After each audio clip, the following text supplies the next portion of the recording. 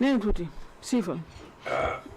bon man ci fi may njëkk a waxee mooy d'abord. Général Birame Diop c'est un ministre de la République. En fait il portait la communication du gouvernement.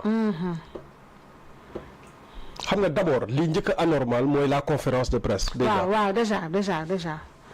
moo njëkk a anormal amul benn sens. franchement. mais dañoo nekk ci dëkk boo xamante ni maanaam xamu loolu ndeysaan depuis 2024 bi léegi maa ngi koy wax gars yi di ba reetaan.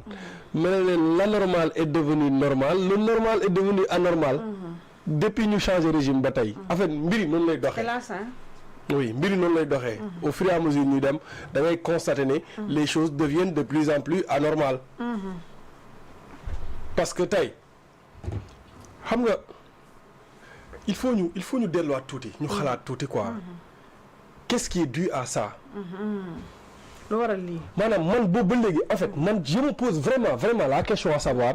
mais pourquoi mu am ay xeex ba un étudiant di ci faatu. pourquoi maanaam amul dara lu waroon a mën a tax lundi bi mu amoon xeex. c'est voulu. c'était le but recherché. qu'est-ce qui s'est passé en fait lan moo xew ba ñu xëy suba teel rek jël policiers yi dugal leen biir université Cheikh Anta Diop bu Dakar. te xeex amul dara amul. les restaurants étaient fermés. booy yi di togg ci suufu campus yi. romb policiers yi romb leen ñu naan leen dañoo xiif te ñu xeex. en fait lan moo waral kon vraiment xeex am biir université. ndaxte vendredi bi xeex amee xeex bi ci biti la woon ci corniche bi la woon. te ñun ñëpp xam nañ ne étudiants yi bu ñuy front ci biti la ñuy dem. waaw. mais vraiment bu ñu xëyee. on parle de l'affaire de l'homosexualité. une affaire de siècle. ñu xëy ñu ne université commencé naa tàkk. ci ngoon gi ñu annoncé ñu la mort d'un étudiant. ñu xëy le gouvernement fait une communication catastrophique. vraiment catastrophique. pareeguñu étudiants yi ñu génnee autopsie pareeguñu procureur ñëw génneel ñu démenti. maanaam weddi autopsie bi maanaam pour wax ñu nañu. lii ngeen di véhiculer baaxul. du autopsie bi lan mooy autopsie bi. il est très important de savoir kan moo signé communiqué bi. parce qu'on se rappelle de Fallou Sène.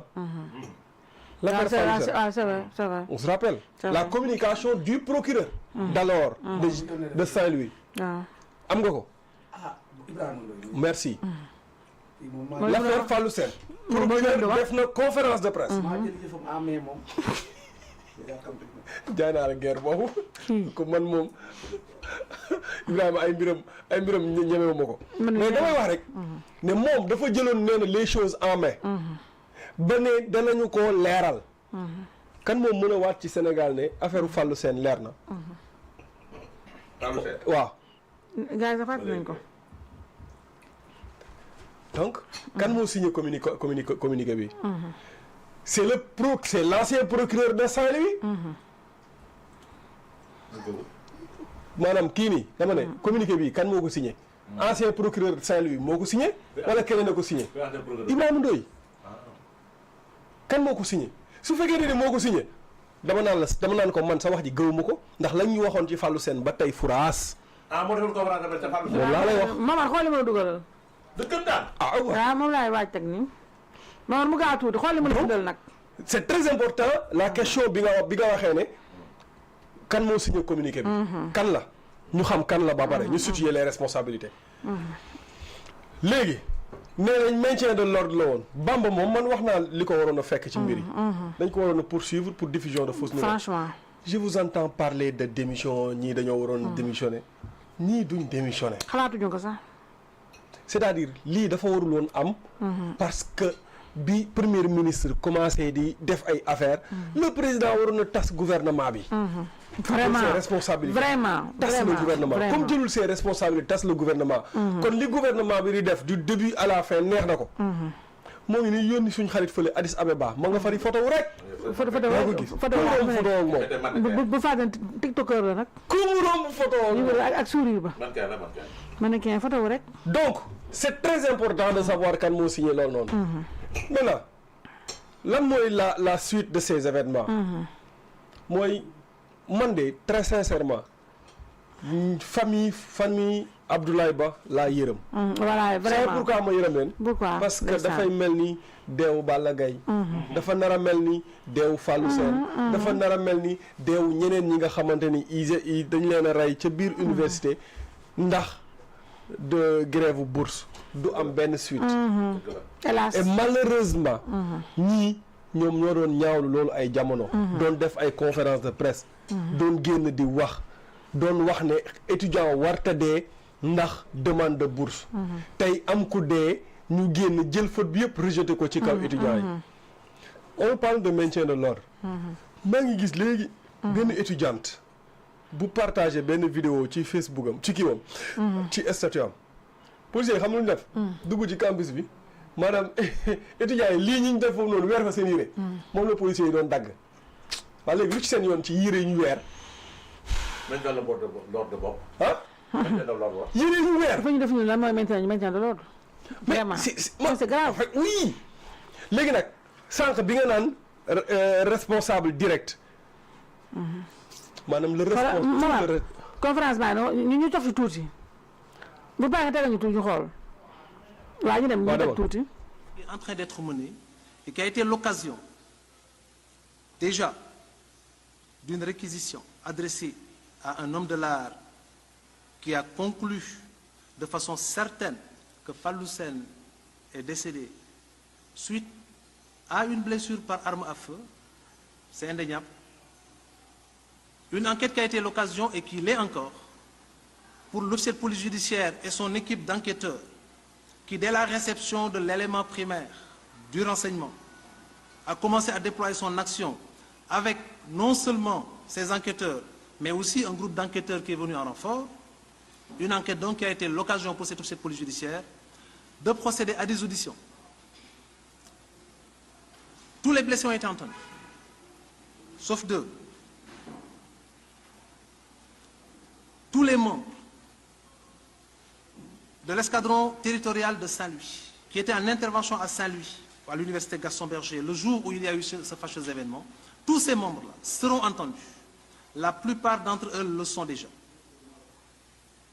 Tout cela pour vous dire que depuis hier, le commandant de brigade à qui l'enquête est confiée avec ses hommes sont à pied d'œuvre. Tous ces acteurs sont impliqués à un niveau ou à un autre, avec des degrés d'implication qui nous obligeront forcément à enquêter d'abord du côté de l'identification de l'auteur du coup qui a été fatal à Fallou Sène, mais aussi de l'identification des auteurs des différents saccages qui ont eu pour cible des édifices publics. L'enquête est en cours, elle se poursuivra et arrivera certainement à son terme au plus tard à la fin de cette semaine. jamono jooju léegi waaw léegi monsieur le procureur Ibrahima Ndoye fan la lii yem fan la lii toll fan la dossier bi toll laa bëgg a xam dafa newoon cette semaine. waaw dossier Fallou Sène bi yow yaa nekkoon le procureur jamono jooju te yaa wax lii dama bëgg a xam maanaam dossier bi fan la toll ba tey 2026 balaa nga ñuy leeralal lii ba pare loolu leeral la.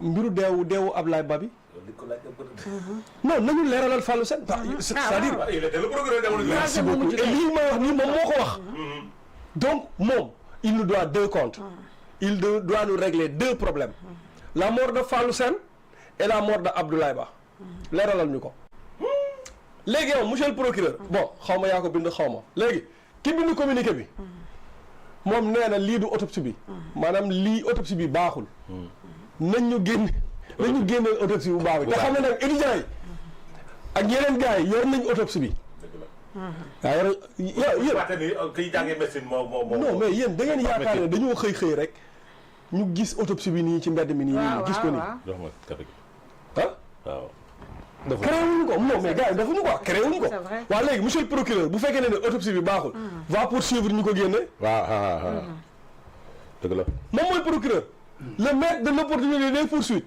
nee na autopsie bi baaxul li ñuy waxtaanee nii baaxul autopsie bi te autopsie bi ñu ngi koy partagé te génn ci journal na déclenché poursuite pour ñi nga xamante ne ñoom ñoo génnee autopsie boobu ñu xool ndax autopsie bu baax la wala bu baaxul ñii def communiqué mooy ñi nga wax léegi nii comment qui s'appelle les pharmaciens xam nañ li ñuy wax bañ a xam ay professionnels lañ. dañuy dànkaafu xam nañ li ñuy wax donc na fexe ba procureur mi nga xamante ne moo def communiqué bi bu mu fi génnee beneen communiqué indil ñu beneen autopsie bu dul autopsie bii na fexe ba bu mu wax ne xale bi moom moo gaañ boppam wala dafa tëbee ca kaw daanu ci suuf parce que au début non sañu ko nag. non daf leen daan xanaa ñemee ko laa defe ne daf leen daan ñu ngi doon jaay booy 4 booy bi dafa jógee 4 waaw merci ba fan yii passé yaa ngi ko doon dégg waaw c'est vrai commencé woon yéen ko doon dégg dañ mel leen saa duñ jëm kaw de mun naa la wax leen néeg bi booy bi ne tàkkul néeg bu tàkk ak mu ne bokkul. merci non commencé woon nañ ko wax ñu ne leen bu mu jëm kaw comme influenceurs yi ni ñu jékkee rek daw université. daw dem université indil ñu ay kii ñu ne leen bu mu jëm kaw ñu retourné waat ñu ngi jéggalu. mais ñoom gars yi ñoo garaaw tout yi ils sont payés pour ça. waa léegi ñoom Bamba moom dafa seetaanul woon instant boobu direct bi wala dafa yaakaaroon ne connexion gars yi amuñu woon connexion mais les gens suivaient en direct malheureusement pour lui ba muy génnee vidéo ba ci instant ba moom avant muy noppi la gars yi ne la génn bu image bu baax bi. image bu baax bi jël la génn. wallaahi avant muy noppi moom non lii kay avant muy noppi ils sont très bons. waaye léegi moom kooku noonu ngeen di laaj des comptes kooku daa bëgg Sonko ba lu ci lu neex Sonko lay dox ba dégg bëccëg suba ngoon kon tu es en train de nous dire que nous sommes mal barrés. ah bien sûr mais fan la ñuy jëlee ay lu leer fan la ñuy jëlee lu leer ci mbiru Fallou Sène déjà moom bi mu commencé rek il a défendu les policiers man je ne dirais pas que les policiers ont fauté loolu la wax. mais on a vu des bavures saa waay étudiants yi ñu doon dóor ay casque di yàq seen moto di leen wéq di sànni ay grenades lacrymogènes ci biir saalu jigéen ñi lii nii lii waaw mais lii ay policiers lañ wala duñu ay policiers non dañoo sol kii rek liggéey suñu ñoon keroog. waaw léegi ñu bëgg ñoo gëmloo ne lii ñoom ci maintien de l'ordre lañ nekkoon ministre de l'intérieur ba mu commencé wax lu loolu rek lañ war a xam ne kii dédouané na police ba pare et puis nga ne dañuy jël enquête bi kan lañ koy jox dig xaw ma police waaw mais police dina enquête ci boppam dañ leen jox enquête bi gendarmerie waaw bu ñu bëggee nag vraiment lu impartial bu ñu bëggee mu leer nañ jox enquête bi xoolal lii xoolal ñu bind sax wala suivre waajal xoolal lii waaw léegi fii lan la fi policier di wut fii nii genre fii nii ci biir lan la policier yi di wut foofu noonu ci biir couloir boobu nga xamante ne ay xale fa nekk non vraiment lii lan ngay jàppee nit nii jàpp ko désarmé du yaa nag du yaa nga jàpp ko di ko dóor du yaa léegi ñu ne lii fii nan leen waxante dëgg fii lu fi policier non dara am utu fi dara ils ne sont pas des bandits ce sont des étudiants qui réclament leur dignité xoolal lii regardez-moi ça lii maintien de l'ordre la et dama leen di fàttali ne lundi bi lii di am grève amul woon dara xewul woon grève amul woon bi lii di am léegi nag il faut ñu enquête bi fi mu war a commencer xam nga keroog wax naa ko dafa mel ni gars yi bàyyiwuñ ma xel dama ne bi policiers yi duggee ci biir ba taxaw maanaam xeex bi fan la déclenché bonne question kan moo déclenché xeex bi étudiants yi la wala policiers yi la lu tax ñu déclenché xeex bi waaye monsieur le ministre avant ñu doon annoncé coup d'état ci suba ba ci guddi yaa ngi toog di seetaan pourquoi tu n'as pas sifflé la fin de la récréation il a fallu que ñu annoncé la mort de Abdoulaye Ba ñu dem ba ay 23h man ba may dem université ay 23h gis gars yi di génn policiers yi di génn di génn biir université 23h 0h lañ commencé woon doon génn pourquoi heure boobu rek lañ mën a génn non mais quand même à un moment donné da nga yaakaar ni sabotage la da nga yaakaar ni c'est des choses qu'on a voulu faire après ñu def ko maintenant nag fii justice doon commencé ci président de la république la woon benn mooy président mënoon na tweeter vraiment mun na am c'est sax au moins la décence de au moins tweeter sax quoi waaw parce que c'est un jeune étudiant qui a perdu la vie benn ñaareel ba mënoon na sax teg ay acte dama ne la Madiambal Diagne biñ koy wër gisuñu ko le lendemain ba mu annoncé ne maa ngi France lan la ñu def le commissaire Dick la ñu dàq ak commissaire kii aéroport ba ndax Madiambal yaa ngi dégg. léegi kii lii nii am na Bamba leen dàq. Bamba waaw Bamba laa wax Bamba moo leen dàq. léegi lii am na Bamba dédouané na police ba tey mu ngi nekk premier ministre de l'intérieur du Sénégal. donc teguñu benn acte. pour ne dinañu leeral mbir mi. leeral bi fi mu doon commencé mooy dissoudre ce gouvernement là. mu limoger tous les membres du gouvernement. créer beneen gouvernement ba pare def ay enquêtes pour que ñu mën a dem ci ay poursuites mais malheureusement la dee de Abdoulaye Ba après nii lañ koy fàttalikoo. comme ni ñuy fàttalikoo ñeneen ñi. après du am benn suite. malheureusement ngeer bii moom